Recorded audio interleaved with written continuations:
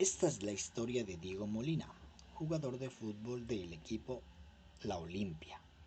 Este es un equipo de fútbol profesional que participa en encuentros a nivel nacional e internacional.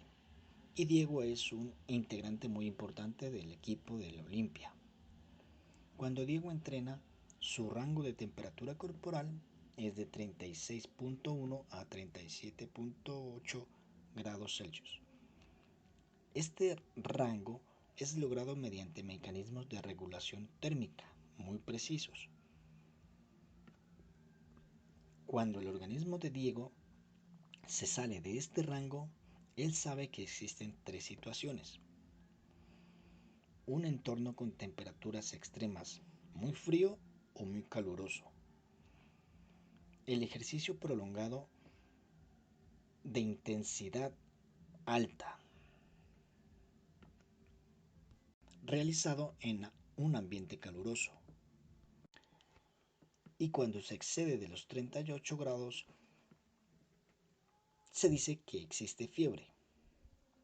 Entonces, Diego, por su gran experiencia como jugador de fútbol,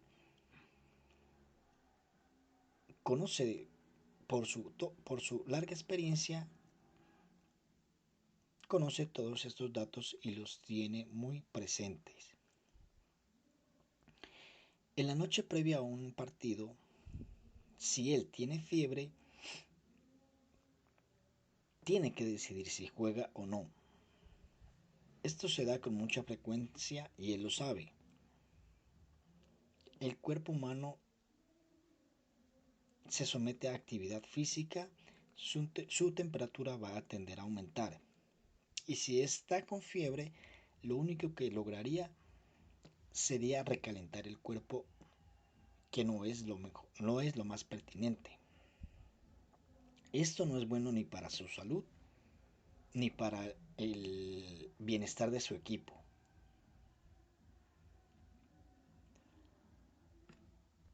Él sabe que aumentaría su ritmo y también aumentaría su deshidratación por el exceso de sudoración, que es un problema adicional.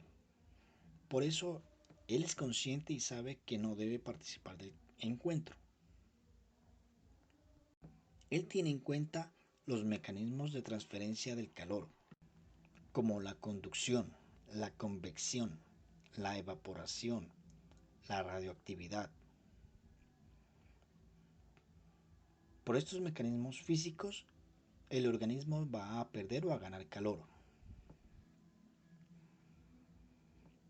Cuando Diego está sentado, aún no está en el encuentro, existe una transferencia por contacto directo con los objetos que lo rodean.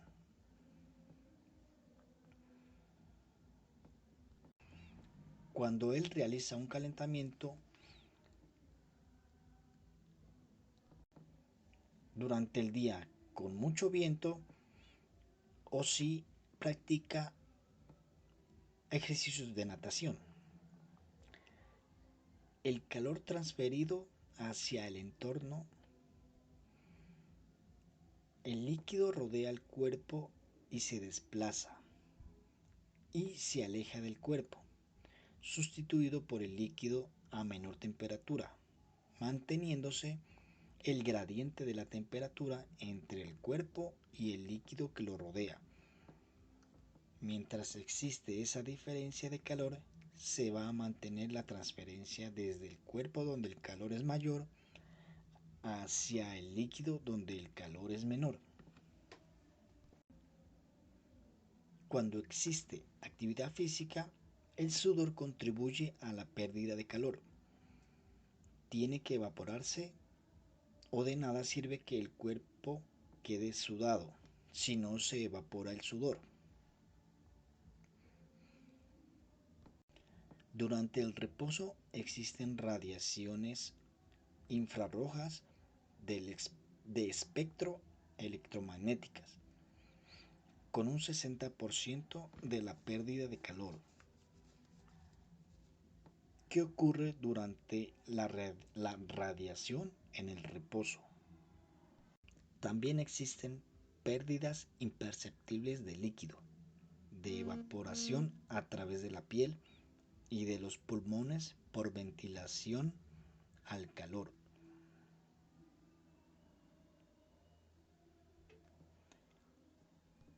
Por ventilación alveolar. El agua en moléculas van a pasar al estado gaseoso, se van a evaporar. Así también existe pérdida por esta vía, que no son evidentes pero tienen su contribución en la pérdida de calor, pero también en la pérdida de líquido del organismo. Existe una contribución de los mecanismos en reposo y en el ejercicio. En la evaporación, en reposo constituye en un 20% de la pérdida de calor y un 80% en el ejercicio.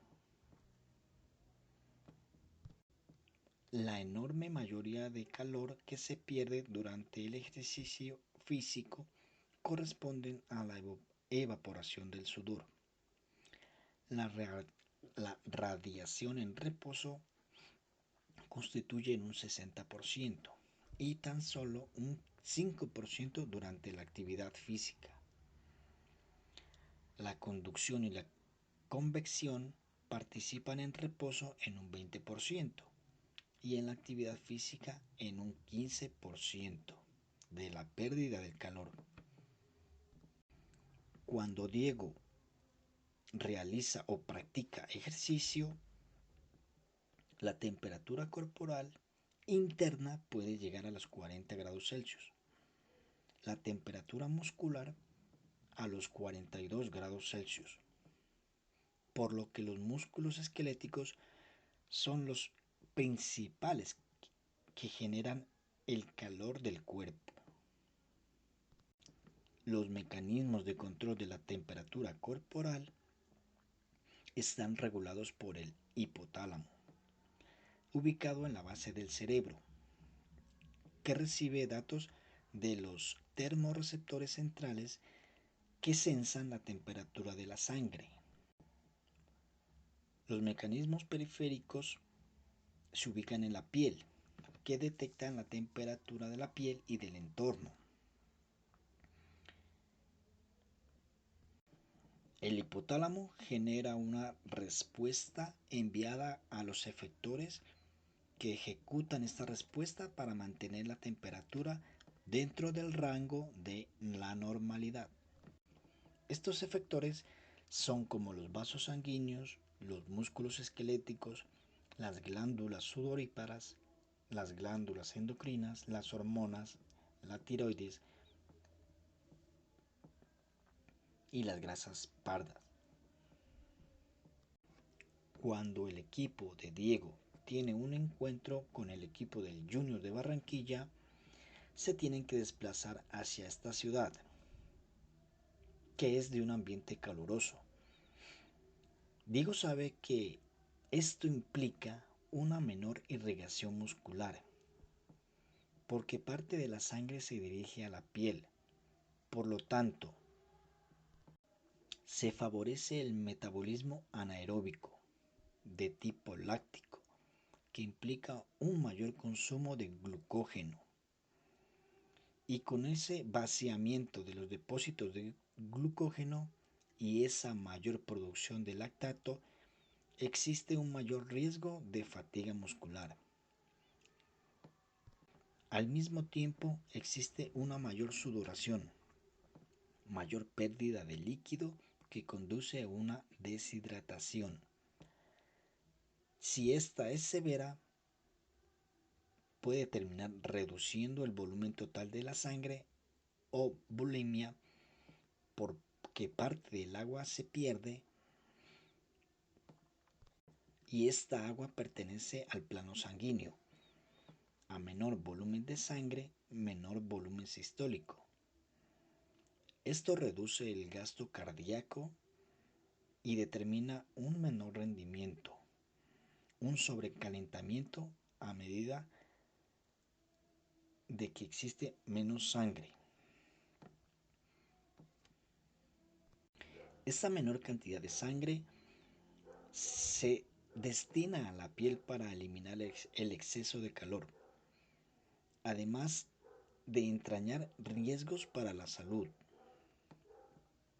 Y Diego lo sabe muy bien, por eso tiene que estar muy preparado.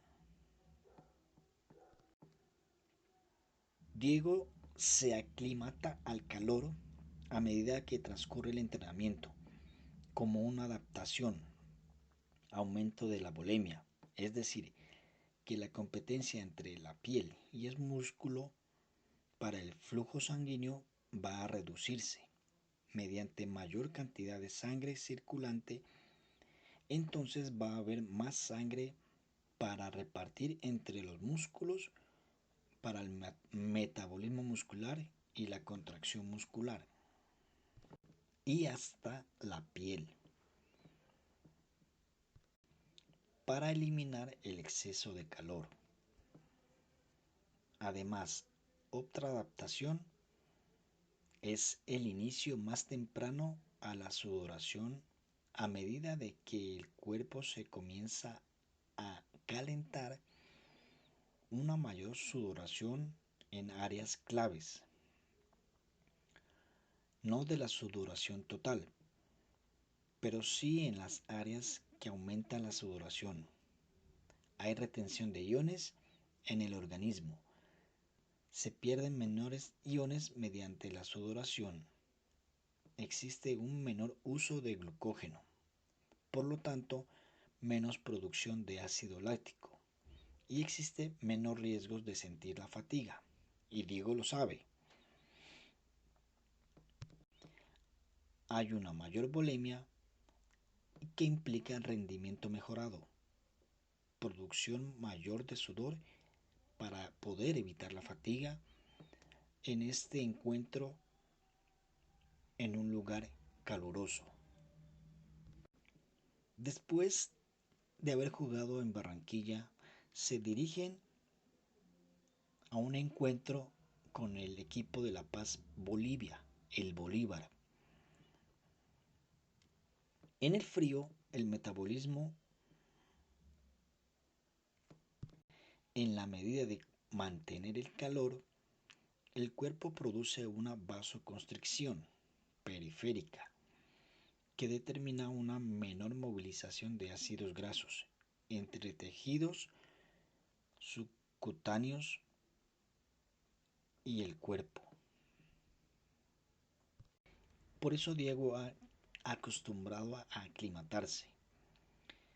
Si hay mucho calor, hay una vasodilatación periférica. Y si hay mucho frío, hay un vasoconstricción.